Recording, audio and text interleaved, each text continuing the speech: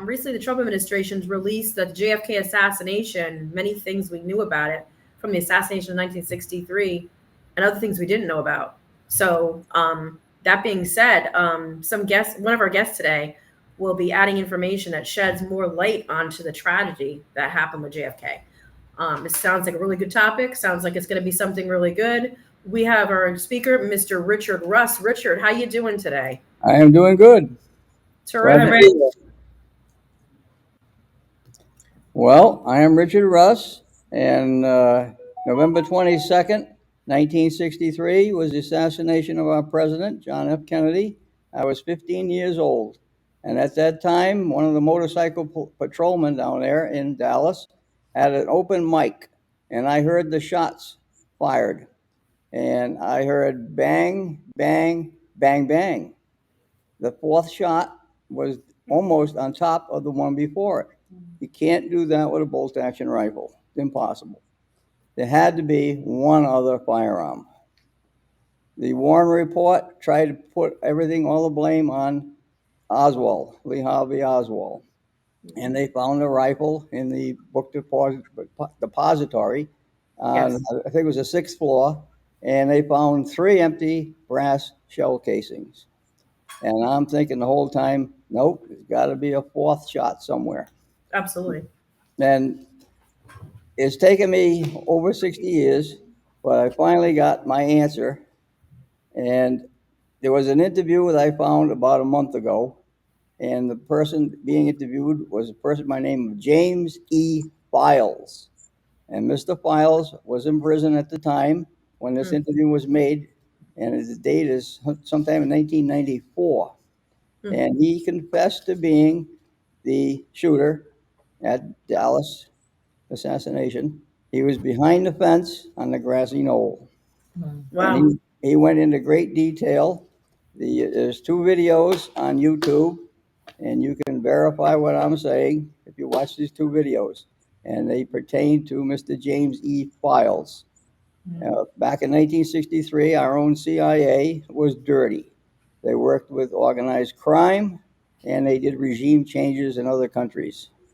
And this Mr. James E. Files was part of organized crime, and he was known for headshots, he says. You can go on YouTube and type in James E. Files, and there are 2 videos that'll come up. And they're 1.2 hours apiece, I believe. And he has me convinced that he was the shooter that fired the fourth shot that I've been waiting to hear for over 60 years. Absolutely. Oh, Wow. That's really interesting. He was provided with the weapon by a CIA person. Name evades me at the moment. Can't think of his first name. Middle name is Atlee. Nope. I have to pass on that one. Well, anyway, Mr. Files was part of organized crime. He was born in Alabama, and his family at an early age moved to Chicago. And it was an Italian section of Chicago. And as a child, he got beat up quite a bit, but he kept coming back for more. And he finally got accepted by the Italians in that area. And there's a connection with organized crime. Wow. And he made contact with these people, and he was part of organized crime. His motivation, he said in the videos that you can watch on YouTube, he said that there was an operation going on in Cuba at that time called the Bay of Pigs. And Kennedy was president at that time, and there was a revolutionary force down there that wanted to overthrow Castro. And they needed support from our U.S. military, and John F. Kennedy refused to support those people. And Mr. Files said they were murdered and tortured, those people down there. So that was his motivation of his gripe with John F. Kennedy. Also, organized crime. There was a very close election in 1960 between Nixon and John F. Kennedy, and the spacing was only like 100,000 votes. And organized crime figured that they put support on JFK, and they helped get him elected. So what happened after he was elected? JFK appointed his brother, Robert Kennedy, as Attorney General. Well, guess what?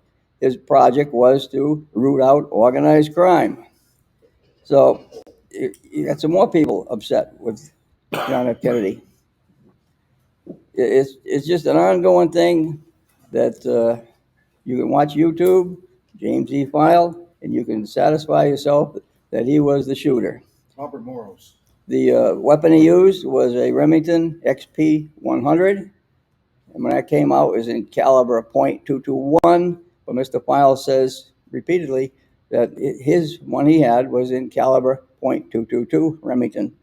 Now, the original caliber .221 is a shortened case, and it would be an easy rechambering to lengthen it to .222.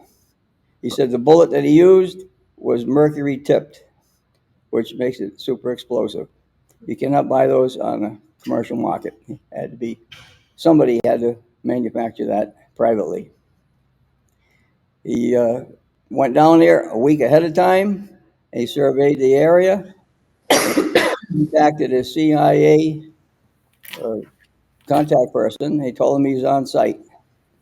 Shortly after that, Lee Harvey Oswald showed up at his apartment, and he said, well, what are you doing here? He says, I'm here to show you around, because Oswald lived in that area. So they toured the area. They picked out a number of places where a shooter could position himself, and this James E. Files, like behind the fence on the grassy knoll. Had a railroad yard there, and he could change his jacket, turn it inside out, and he looked like a railroad employee until the time came. On the day of the shooting, he positioned himself behind the fence. He had a case that he kept the pistol in, and he said all eyes were forward. Everyone was watching for the motorcade. They weren't watching what he was doing. Mm-hmm. This pistol he had, caliber .222 Remington, had a 3-power scope on it, and he was instructed by his handlers not to in any way injure Jacqueline Kennedy. So he had to be careful. And Richard, I got a question for you. Why do you think it's been so many years? What is it? Since 60 years since that, isn't it? the Warren Report tried to keep everything consolidated to one shooter. Oh. They didn't want the idea of a conspiracy going on, and there was. They throttled that idea. They blamed Oswald. And I made mention that Oswald, when he was first arrested, he said, I'm just a patsy, which may have some meaning because this James E. File says, and a little bit of association he had with Oswald, he says, he never took me as a cold-blooded killer. He says, Oswald may not have been the one pulling the trigger. And James E. Files provided 3 other names of underworld associates of his that may have been the actual shooters. This is American history, and like I say, I've been waiting all these years to have an explanation about that 4th shot. And watching the video, Mr. Files has me convinced he was the shooter. He said when he fired the shot, he opened the bolt of the pistol, took out the brass case, and he bit it, clamped down on it with his teeth. He laid it on the fence. Wow. Years later, somebody found that case. They turned it into forensic, and they said, hey, those are teeth marks on there. And they even identified which teeth made contact with that particular brass case. Okay. Kyle said, that is my trademark. Rich, will we ever know the truth? Well, will we ever know the truth?